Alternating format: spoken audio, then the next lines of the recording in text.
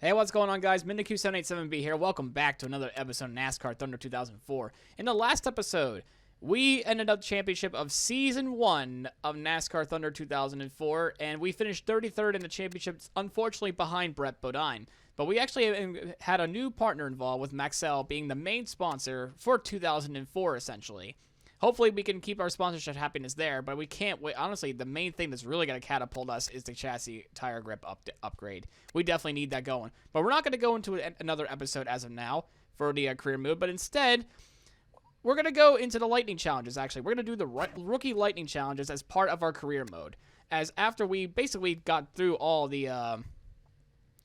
after we gotten through our rookie season, I think it'd be better off if we could just try to do this instead. Basically, we just want to do... What I want to do is... Well, actually, hold on. Let me get back into there. Have our rookie... After our rookie season, we'll do our rookie lightnings challenges. After the second season, we'll do the veteran. And after the third one, we'll do our legend. And then maybe bonus afterwards. So that's what we're going to probably do. But, of course, we're going to do these 14 lightning challenges today for this episode of our career mode. Hopefully, we'll get some nice, cool thunder plates. I don't know about doing the track, the thunder... Wait, what is it called? I can't remember. The thunder license. Or maybe speed zone. I'm not too sure what I want to do with that. But definitely the lightning challenges. It's so much fun to do these things, get these thunder plates. And let's just get into it. Let's start with the Michael Waltrip challenge. Nope, it's my turn. Michael Waltrip won the 2002 Pepsi 400 under caution after Dale Earnhardt Jr. could not find drafting help to pass him. This time, the race will finish under green, and Jr. will have some help. I remembered, I think, of this race, actually. A lot of people really didn't like this finish, and people like to throw crap at Michael Waltrip on that one, but it wasn't his fault. He was just trying to win the race. Anyway, let's start the challenge. The 2002 Pepsi 400 from Daytona Beach, Florida. Michael Waltrip takes the win under caution. Michael, what was it like battling against your teammate late in the going? Well, it was cool, you know. We thought we had a really good car. We thought we could win the race. We didn't really care what Junior did, which way he went, because I felt like I had the car to win, and fortunately, I was right. You got a bunch of cushions thrown at you at the end of the race. What'd you think about that? I thought they were giving me a ticker tape parade. I thought they were all celebrating my win, but I guess they were upset that it didn't end under green, that it ended under caution. So maybe we should end one under green. What do you think? Hey, let's get in the game, Mike, and we'll make this one end under the green flag, and we can let you see if you can pull it off like that. I don't even know who you are sometimes. Don't talk to me like that. Get in the game. As you heard from Michael Waltrip, we really want to have this race end under green. Basically, for this challenge, we want to win the race. You're going to see these bottom three happen a lot. Stay on the track, no reckless driving, stay above 11th or better. So basically, I'm just going to cut straight to the racing action, essentially every time we start this challenges or whatnot. So let's begin. You're in first.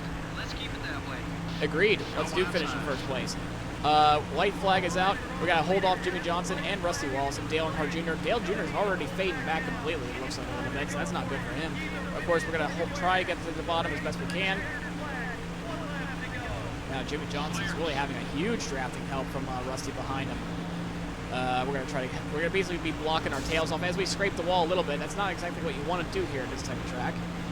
We're going to try to keep blocking. Basically, it's just a whole blocking challenge. It's really simple, actually. It's just all there is to it. Trust me, it's not like some of the other challenges later on. The Johnny Benson one on Legend difficulty. Oh, God. I can't wait to do that one. I really hate that one so bad. I'm not looking forward to it. Anyways, challenge number 1 complete. Good run. Too easy for you, huh? Way to show everyone how it's done.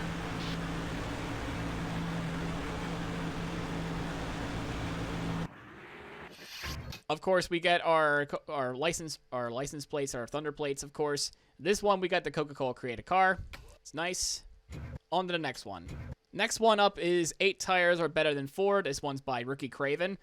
Oh, I remember this finish all too well as well. This one was so nostalgic. Jesus, I'm going to trip down memory lane. In a spectacular finish, Ricky Craven beat Kurt Busch by mere inches to win the 2003 Darlington race. It's the last lap, and we'll have to make the pass on Kurt Busch to get the win. Take it away, Mikey. Ricky, take us through those closing laps at Darlington. You were closing on him. Did you think you had time to get there? I really believed I could catch him.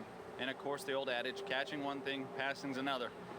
And as you know, it's hard enough to go through turn 1 by yourself on new tires. We tried going through turn 1 side by side on wore out tires, and you saw what that got us. But then we got a shot off of turn 4 the last lap, and it was pretty exciting. A lot of times when there's a wreck, you think your way through it. You look and you react and you drive. Something tells me that was more of a reaction than that was just you jumped on it and hoped it worked. It looked. You're exactly right. It was all offensive. It was neither one of us were really defending ourselves. It was just a sprint from turn 4 to whoever could get to the start finish line first. And the result, if you wrecked after that, who cares? Well, that's true, but you know, the really cool thing about that finish was that we went toe-to-toe, and we mixed it up as hard as you can and didn't wreck one another. Now, had we wrecked one another before we got back to the start-finish line, you got a controversy. Instead, you got a great finish. Right, a controversy in which I would have benefited because I was just behind you guys. But, nevertheless, let's put you behind Kurt Busch with a lap to go and see if you can be as smart and as fortunate as Ricky Craven was. Let's get in the game. As like Ricky Craven said, you know, we just try to get a good side-by-side battle finish. And yeah, take notes, Joey Logano.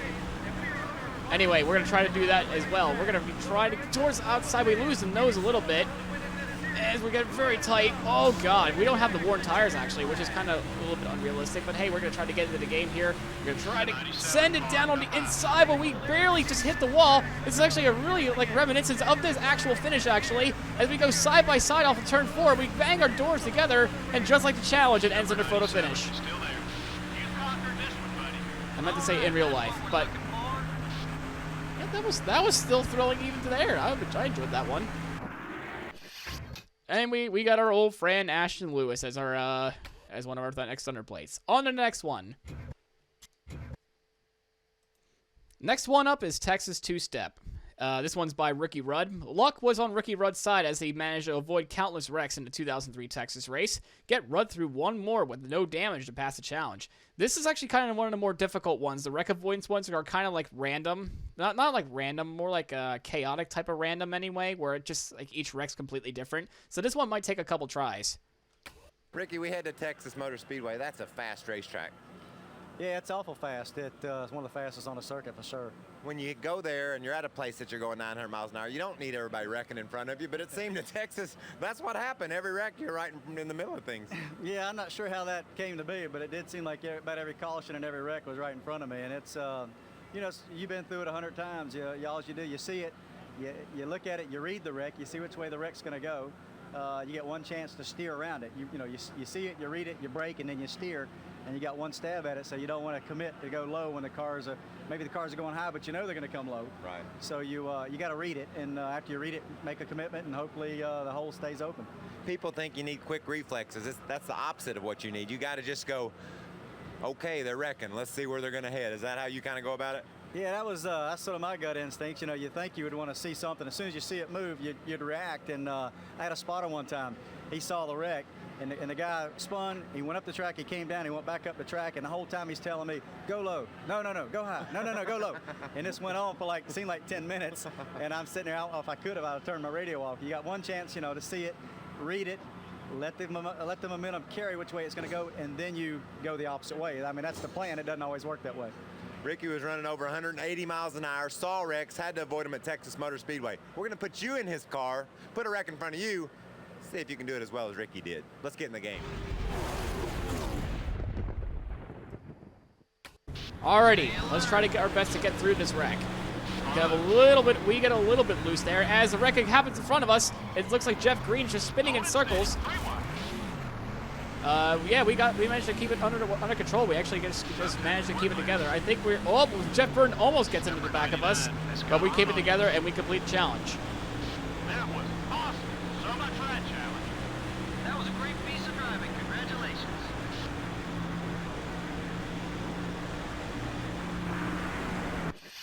And that's challenge complete, with Richard Petty now being also a sponsor apparently as well. So that's pretty nice. Anyway, on to the next one. I know these challenges are basically like the most of the video is going to be about like them just talking, but I don't know if there's any video out there that have all of them explain how it is. But I don't know, maybe I'm wrong, who knows. Anyway, next one's up with Kurt Busch actually. Johnny Benson was all over Kurt Busch's bumper in the closing laps of the 2002 Martinsville race, but could not make the pass, giving Busch the win. Hold off Benson with 6 laps to go for the win. Oh, this would have been sad because this would have been Johnny Benson's first career win. Oh well. Well, I mean, at least he had Rockingham for that anyway, so that's nice. Kurt, spring 2002, you're at Bristol, Tennessee. You battle the competition, win your first Winston Cup race. And in the fall, you're at another short track, Martinsville, Virginia, trying to win another race. You got a guy on your bumper this time who's trying to win his first Winston Cup race. What was going through your mind? Well, I knew how hungry I was on that first Bristol race, so just at Martinsville, it was the same scenario. You got a guy that's leading the race. Here comes a second-place guy that hadn't won a race. And Johnny Benson, he's a class act. He's a little different than most guys who hadn't won their first race, but he's still going to race you just as hard. So we knew we had to stay footed and make the car solid.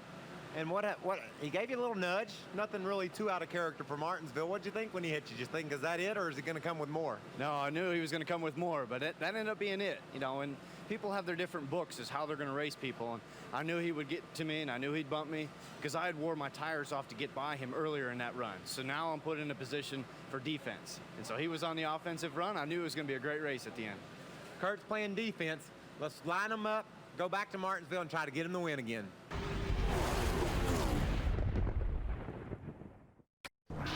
All right, second attempt. I totally forgot about the no assist thing. So I actually have to be very, very careful with this. I want to take it very easy in the corners. Because now we have some tire grip, and now we can just easily pull away from them off the exit of the corner. Gotta make sure we don't brake so late. Because I keep wrecking in turn 3 and 4. So I want to make sure we're not doing that anymore.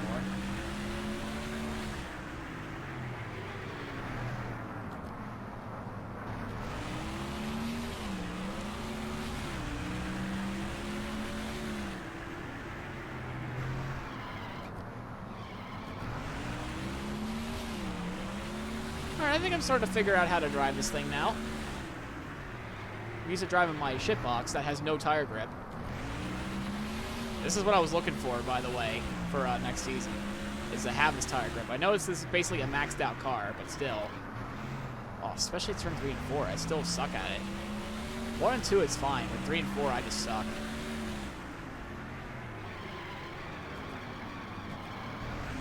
Like, it just slides after a few laps. I'm gonna have a hard time with this track, even like season 3 and 4 still, I bet.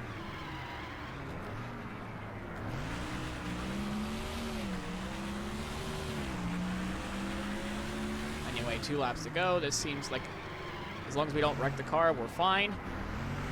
GL Jr. just got around Johnny Benson.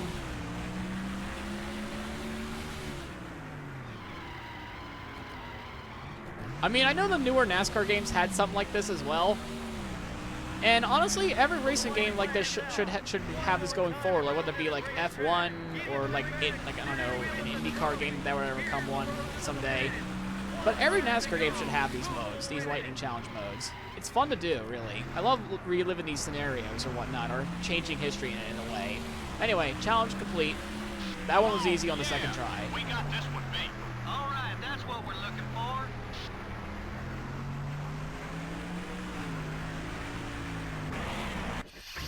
Anyway, we got a new paint thing, actually. New shock liveries. That's nice. We could try to use that. On to the next one. Kissing the Bricks. This one's by Bill Elliott. Bill Elliott passed Rusty Wallace late in the 2002 Brickyard 400 and went on to win for the second straight week. With 2 to go, can you pass Rusty Wallace and Matt Kenseth to win at the Brickyard? Let's see. Bill, last summer you really got on a roll. You won Pocono, and then we loaded up and headed for Indy. Do you think you could repeat? Well, I thought we had a pretty good shot because that's a car we tested real well with at Indy when we came back from Chicago. Had a real good test there. We ran a lot of laps. We learned a lot of things. We applied some of it to Pocono, and then we were able to apply the rest of it to Indy. And we felt like we had a decent car, but you never know until the flag falls on Sunday afternoon. Like most NASCAR races, there's 10 to go, and you don't have the lead yet. You're racing hard with Rusty. Did you think you could get him? Well, I felt like he had to make a mistake to finally get him, and he finally did. He drove off down into 1 pretty hard and got up, and then I was able to get up under him off 2. Got him a little loose and got him off 2 there and beat him down the back straightaway. And that was the only way I was going to beat him because, the way these cars are today, you get behind somebody, and if you follow them too long, your car gets a little tighter, and you can't get by them. But, was able to pull it off. How did it feel kissing those bricks? I've seen that done a few times. I've kissed a lot of things, but not a brick, but it was pretty nice. All right, the deal is you're behind Rusty and Kenseth with just a couple laps to go. Let's see if you can get around them and get Bill Elliott the win. Get in the game. All right, let's get this challenge done for Bill Elliott here, yeah? Father of the now actual most popular NASCAR driver, Chase Elliott, actually. We actually take his father's car, and we'll try to win the Brickyard for him. I think this challenge is actually really easy as well. We're gonna just I'm just gonna have to set up our passes here. I think turn 3 will be the best place to do it. Or we just have a huge run down the back straightaway. We're gonna go for 2 for 1 special here. As can we clear by Rusty Wallace on the back straightaway? And we can. Just gotta basically just hold on to this lead now for 1.5 more laps. Of course, honestly, since we're on the rookie difficulty for the the challenges, you're gonna see like a speed differential. Like now that I'm the leader, the cars are a lot faster.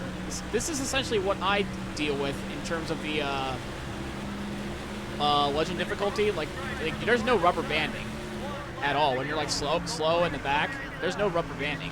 Now, since I'm in the lead though, and on rookie difficulty, there is rubber banding. The AI will go a lot faster. On legend, they will go this speed no matter what position you're in. I don't know how it is on veteran though. I totally forget how it is.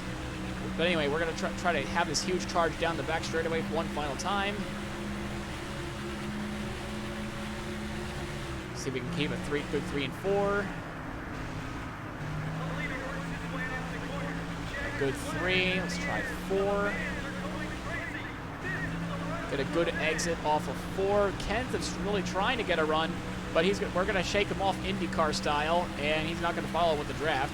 And this will be an easy challenge.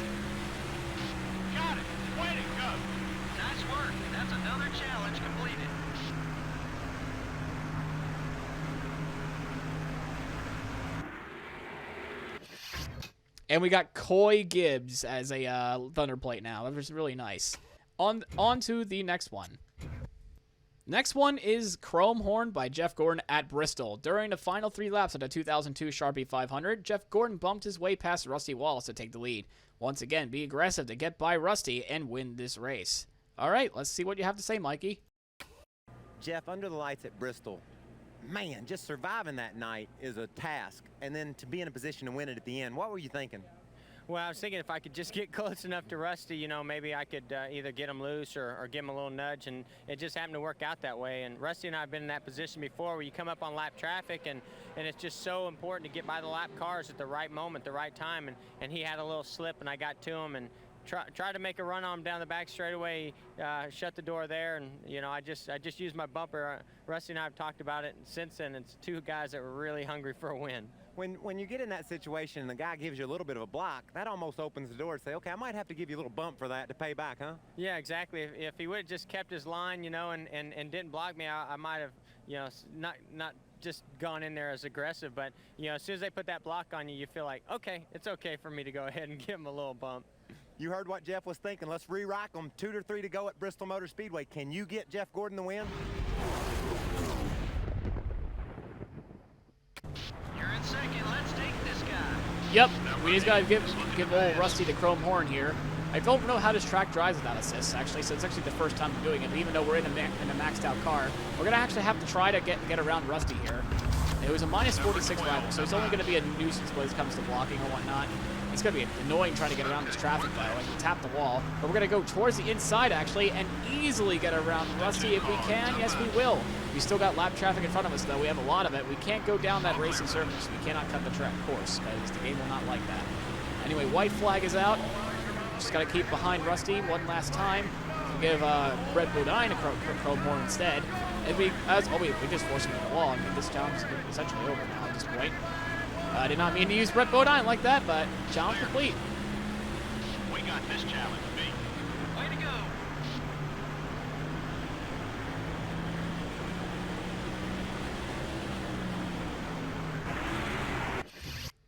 Congratulations, we have unlocked the veteran challenges, and now we got, of course, Dale Earnhardt, because why not?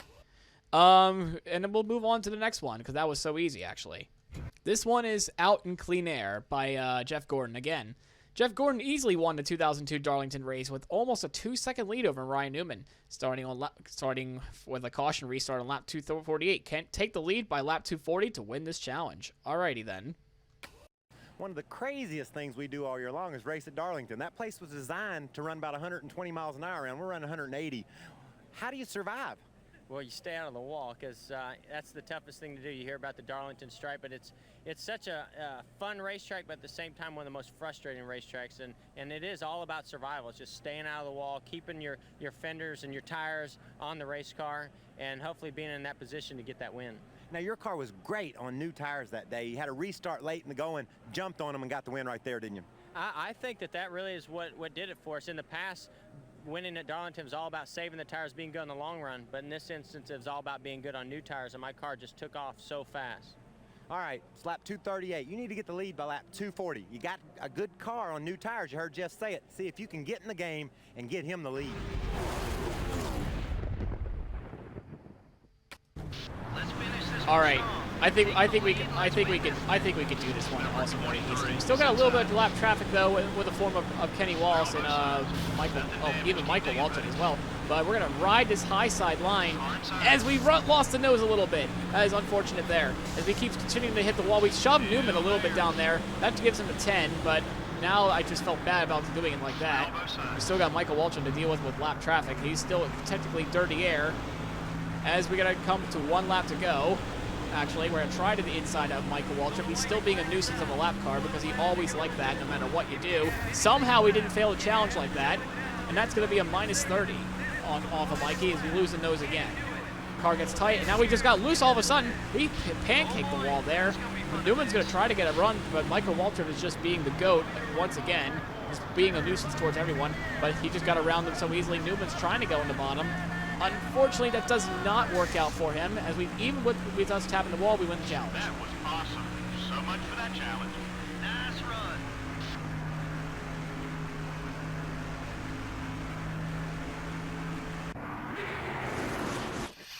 With that, we got, honestly, one of my favorite drivers of all time, Alan Kowicki. Oh, man, I love that guy. He is probably the greatest underdog of all time. I don't care what anyone says. He is the GOAT in terms of underdogs. You cannot change my mind. On to the next one. This one's actually a fuel-saving challenge, but it's actually pretty easy to do. We're in Chicagoland this time, and this time it's with Kevin Harvick. A fuel mileage gamble during the final caution paid off by moving Kevin Harvick up 8 spots on his way to a 2002 Tropicana 400 win. Survive the final 3 laps and win without running out of fuel. I think we could do that just fine. Let's see. Kevin, when we headed to Chicago last summer, it's a new track for us, but a fun track. You had a spin and a win. How'd you pull that off? A little bit of luck, but we've always run good at Chicago. We've won 2 years in a row, and fortunately for us, we spun right in our pit window. So we came in, put some gas in it, and nobody else pitted, and we made it on the end. We made it to the end on gas and won the race. We allow on these interviews. These are pretty laid back. What was it like knowing gas was going to be close? Were you worried about it? Well, we couldn't be worried about it because we had Jeff Gordon right behind us, and we weren't in a position to save gas. We thought we could make it, and so we just drove as hard as we could and wound up winning the race. When Jeff's behind you, you look pretty serious about what he's doing, too. You did a good job holding him off. You say you were lucky, but your team made great calls. You recovered from a spin and then held off Gordon, so it was a great day. It was a great day for us. I think we were up to 4th or 5th, and I just got a little bit impatient. Imagine that. Got a little bit impatient and then spun the car out, and it all worked itself out, and we ran good. All right, here's the deal. You're at home. Survive the last 3 laps without running out of gas and holding Jeff Gordon off. Get in the game. We can make it the rest of the I way miss on when the fuel. engine sounded like that. Yeah, I miss that so much. That was so nostalgic just to hear that again. Anyway, we're into this challenge. It's actually kind of weird how I never really heard that one start to finish and heard Harvick go like a little raspberry there. I never knew that actually. That was pretty cool. Anyway, we're gonna try to let off a little bit early. We're gonna have to hold off Jeff Gordon though. We're really still trying to hold him off for the fuel. He's on our inside. We're gonna try to get around him on the outside, but man, that bottom lane's just really working there. I'm thinking about just trying to door him a little bit. That isn't gonna work, so we're gonna try to send it on the outside, and we lost the nose. It just got tight, and we're gonna have to run the high side, and we just wall ride it. We didn't chastain it, but we definitely just rode the wall there. And we're gonna try to get Gordon back here one last time as we try to send it into turn 3. We're gonna go towards the inside because, of course, that's the EA preferred line. As we retake the lead, the white flag is now coming out now. With 1 lap to go, we cannot use the apron because the game will not like that, even though in real life we could do that. I kind of miss this track. I'm not going to lie. I really wish this track would be back on the schedule, but I don't know how I feel about Gateway. Gateway had a very interesting race anyway, in a sense. We're going to go down the backstretch one last time. Hopefully we think we have enough fuel. We're just going to have to coast it a little bit towards the turn 3. Hopefully Johnson doesn't try to get around us. He does. Yeah, we can still. Yeah, he's fine, and we're not running out of gas. We are good to go. We got this challenge beat. That was a great piece of driving. Congratulations.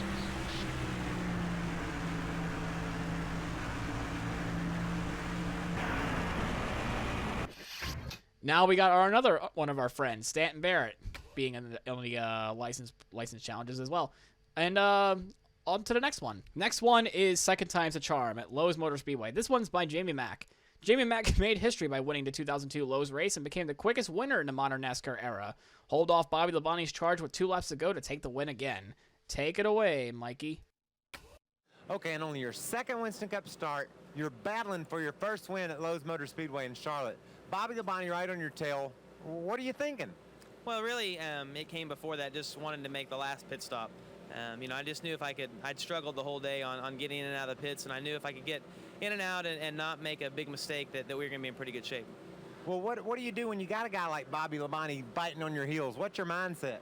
Well, just trying to hit my marks and just stay focused and not really worry about him behind me. It's so easy to worry about what the guy is doing behind you and not really focus on what you need to be doing. So really just tried to look out the windshield and not pay attention behind me. Well, you're going into your full rookie season in 2003. Rookie of the Year honors obviously a goal. What about other goals you have set for your team? Well, just to be consistent and not run well just at 1.5-mile tracks. That seems to be where Ganassi's the strongest at, but to try to run well at road courses, short tracks, and the super speedways also. Well, let's get in the game and try to see if you can get him that first win at Charlotte like he got himself that.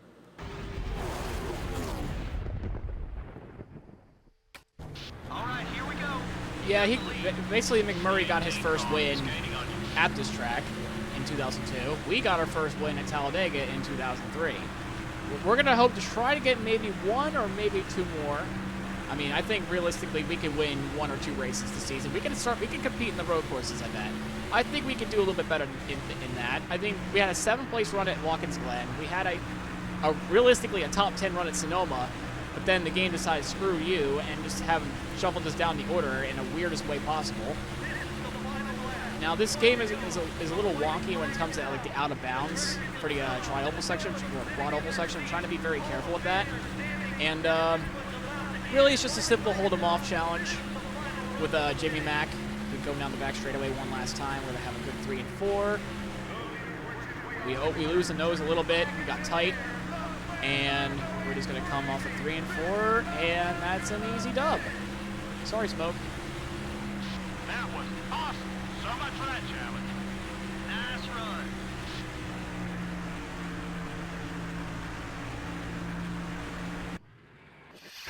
And with that, we got Ron Hornaday as a Thunder Plate. I mean, if Rusty Wallace does retire and nobody does replace him, I mean, Ron Hornaday actually does take the spot, actually, for like 1 year, then he'll just retire afterwards.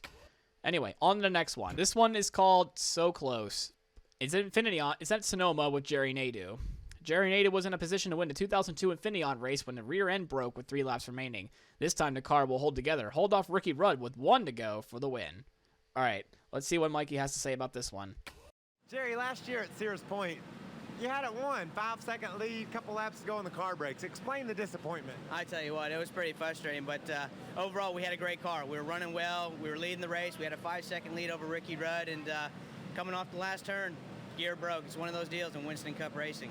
You always seem to be great at the road courses. Could you give us some tips? Well, I think a lot of it is that growing up, I did a lot of road racing. I started out in go-karts. I went overseas and raced over there in open-wheel cars, and I think that helped out a lot when I got into Winston Cup racing. So I had a good lead.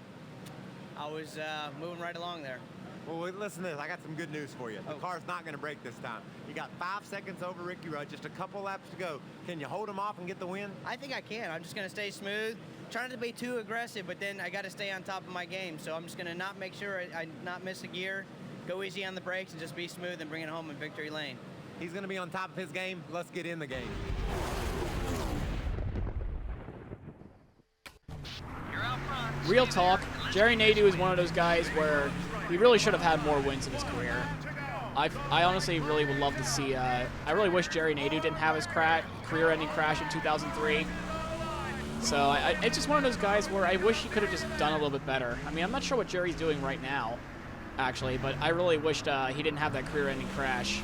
I think he could have gotten himself maybe a few more wins. I mean, this one was a gut-wrenching loss for him. I will agree. He should have had at least, you know, he should have had this one won, have his second career win. But nope, as it stands, frames lose theirs for a second. As the only win he has was that 2000 Atlanta race. He would have had 2001 won, but he ran out of fuel, and there was a license challenge for that. Not a license challenge, a lightning challenge in NASCAR Thunder 03. That one was really difficult as well. I couldn't win that one to save my life, just like the Johnny Benson one in this game. It was also legend difficulty as well, so that just, you know, solidified it there. Anyway, it was really simple because I love to drive road courses, and that's an easy dub. Wow, nice job. That's the way to do it. All right, that's what we're looking for. We actually extended the lead a little bit by a lot. Anyway, we got Sawmill Speedway as a fantasy track. They didn't even bother having a highlight for us. Anyway, on to the next one. All right, we got 4 more to go. Defending champ. This one's by Ryan Newman at Talladega. Ryan Newman won the 2002 EA Sports NASCAR Thunder Challenge. I actually didn't even know that was a thing, actually. But defeating Jimmy Johnson and Kevin Harvick, adding Jeff Gordon to the lineup, you get 2 laps to defend his title. Let's take it away, Mikey. Ryan, 2002 was a big year. Nothing any bigger than winning the launch party, though, right? Yeah, that was pretty cool. Racing against Jimmy and Jeff and Kevin there, we had a lot of fun. 2003 game's pretty awesome, EA Sports, and just had a lot of fun that night. What about tips that you learn on the racetrack that equates to the game and then back from the game to the track? Like always, you got to be smooth, Michael. I mean, you got to be smooth on your thumbs. You got to be smooth on the racetrack, and you're driving the car with a controller, and it's no different than a steering wheel. So that had to help you as far as the way you present yourself at the game. Helped you when you win the Winston. Helped you win New Hampshire. You won a lot of races last year. Yeah, you too. You know how smooth you got to be, and you know it's just a lot of fun. The game's so realistic. You know, you got drafting involved, and the way the car's set up, and it's just a lot of fun. Let's get in the game. You want to? I'm in the game.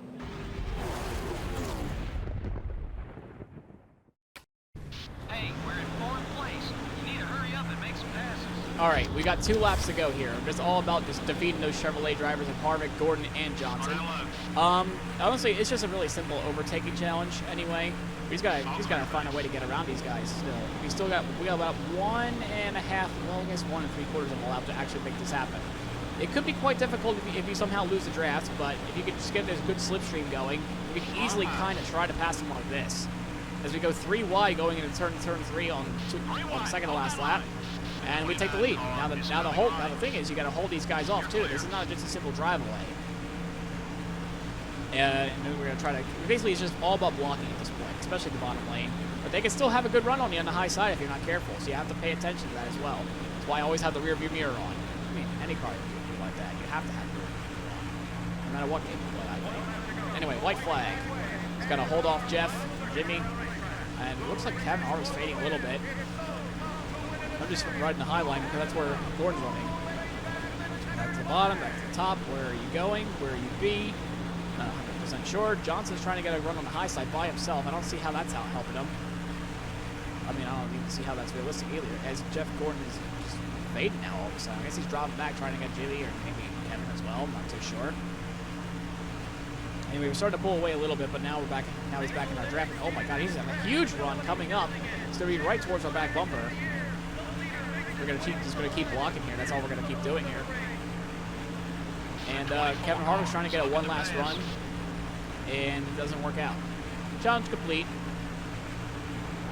Good run. Too easy for you, huh? Nice work. That's another challenge completed.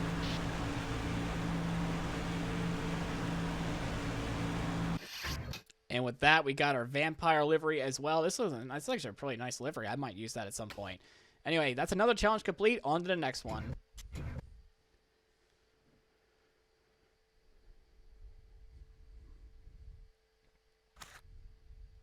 Next one up is Do Over at Pocono, actually. This one's by Ricky Rudd. For the second week in a row, Ricky Rudd blew a tire while leading with only a few laps left. This time the tire will not blow, and Ricky will have to pass Jeff Burton with 2 laps to go for the win. All right, Mikey, let's see what you have to say about this one. Ricky appeared a couple of times last summer. You had races in the bags, and you cut tires. What's that feel like? Well, Michael, it's probably the biggest disappointment of your life. You've got the adrenaline flowing. You look like you got things under control. Look like you're shaping up to win the race, and all of a sudden it just ends just like that, like you flip a switch. It's hard to put it in words, but it's a tremendous disappointment. It seems like you've got Pocono figured out. You really know how to get around that place. Tell us some tips about Pocono. Well, Pocono is like a big road course, and road courses have been pretty good to me over the years, but Pocono is pretty simple. You drive it down in turn 1, use a lot of brake, jam a gear, downshift 1 gear, make the turn, and then up the next straightaway. It's a lot of horsepower helps a lot at Pocono. Tunnel turn, some guys shift, some guys don't. We leave it in high gear, actually leave it in 3rd gear, run through that corner, and keep the momentum going as much as you can. Keep the car really rolling. Keep that speed up as much as you can so you enter the short chute with a lot of speed. Besides that, you hit the last corner, just keep the car rolling. That's probably the biggest trick to Pocono. I got some good news for you. There's a couple laps to go at Pocono. You're not going to cut a tire this time. You're going to try to win the race. Can you do it? Well, we're up for the challenge. Let me put it that way. Let's get in the game.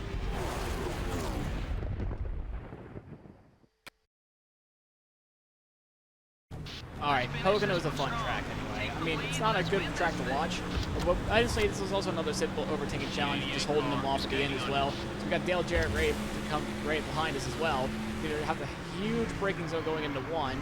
Make sure we don't lose the car. Gonna let it coast a little bit and get right back on that throttle. We're actually gonna pass Jeff Burton on the high side because we have a huge amount of straightaway speed, and we'll just say see you later, alligator, to Jeff Burton.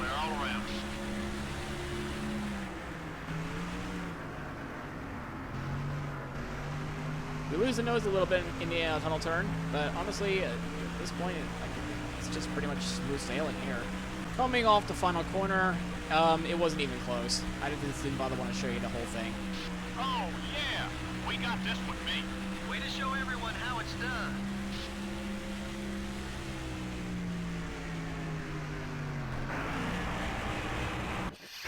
And we got Dale Earnhardt Jr.'s Busch car. That's nice, I guess. Anyway, on to the next one. We got 2 more to go. This time it's Daytona again with Elliott Sadler, actually. Elliott Sadler stayed calm after starting in the 2002 Daytona 500 in 41st place and drafted his way up to a 2nd place finish with 1 more lap. Could you get around Ward Burton for the win? I think we could do that. We can get Wood Brothers their win. Anyway, let's see what Mikey has to say. Elliott, the Daytona 500 is the biggest race of the year. Last year, you started in the back and finished in the front. How'd you pull that off? That's a pretty confusing thought, ain't it? Just being patient, staying in line all day, drafting with guys like you that I know that are going to the front, kind of just picking a line and staying in it. And you stay in that line, save your tires on the outside, and just kind of work your way forward. We missed a big wreck. That was a big part of it. Then we ended up being okay.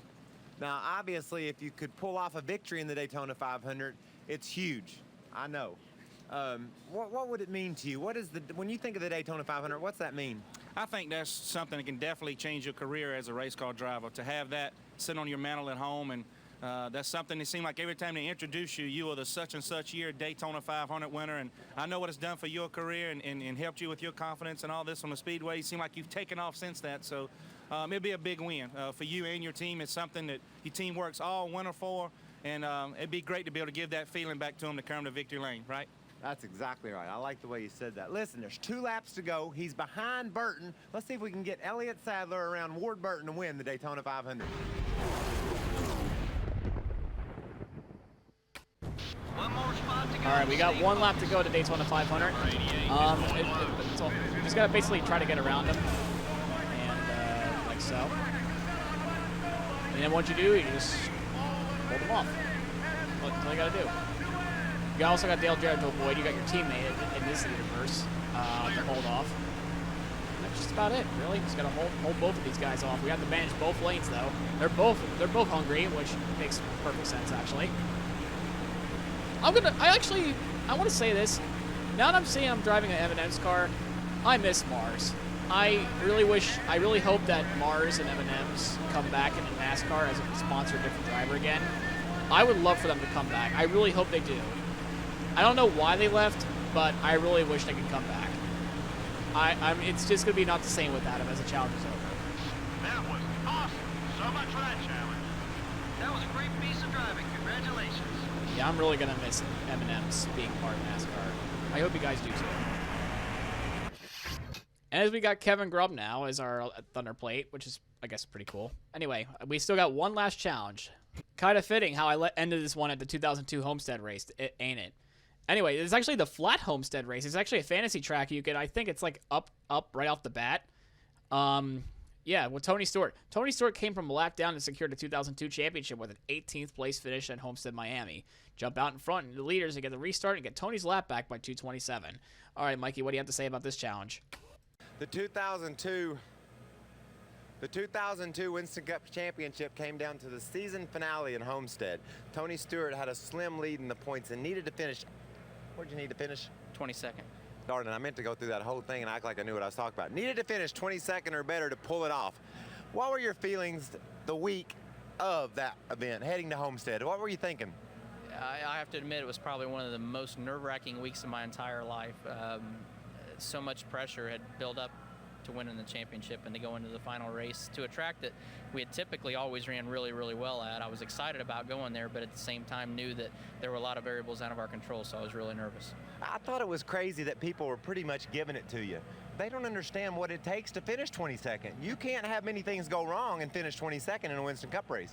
Yeah, if you would pit under a green flag and a yellow would come out and get a lap down, if you'd blow a motor, if you'd cut a tire, if you'd have someone have a wreck in front of you and get caught up in it. There's a lot of things that could happen that aren't in your control that could take you out of a 22nd place or better finish. So even though it was a track that was really good to us, it was a pretty nerve-wracking day. Well, Tony did get a lap down that day. We're going to line you up on the inside of the leader and see if you can get that lap back. Let's get in the game.